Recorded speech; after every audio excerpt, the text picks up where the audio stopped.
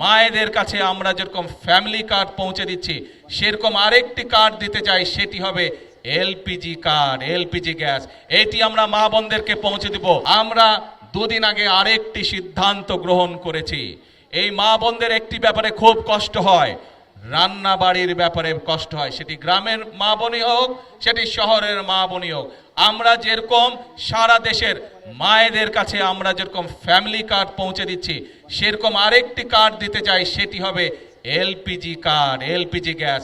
এটি আমরা মা বোনদেরকে পৌঁছে দিব, যাতে করে মা বোনদেরকে রান্না বান্নার জন্য কষ্ট করতে না হয়। প্রিয় ভাই বোনেরা, আমরা বলেছিলাম যে বিএনপি সরকার গঠন করলে কৃষক ভাইদের জন্য আমরা কৃষি কার্ড দিব। কৃষক ভাইদের আমরা 10,000 টাকা পর্যন্ত কৃষি ঋণ যেটা আছে সেটা আমরা মওকুফের ব্যবস্থা করব। আল্লাহর রহমতে আমরা সেই কাজে শুরু করেছি এবং সরকার গঠনের প্রথম 10 দিনের ভিতরে আমরা কৃষকদের যাদের 10,000 টাকা পর্যন্ত কৃষি ঋণ ছিল, তাদের সেই কৃষি ঋণ আমরা মওকুফ করেছি। প্রিয় ভাই বোনেরা, আমরা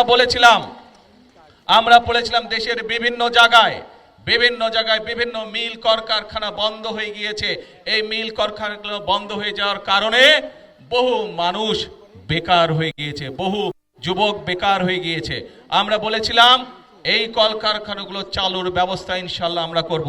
আমরা সেই কাজেও হাত দিয়েছি। আগামী 2-4 মাসের মধ্যে ইনশাল্লাহ বাংলাদেশের অনেকগুলো বন্ধ হয়ে যাওয়া কলকারখানা আবার চালু করা সম্ভব হয়, যার ফলে অনেক বেকার যুবক নতুন করে কর্মসংস্থানের সুযোগ পাবে।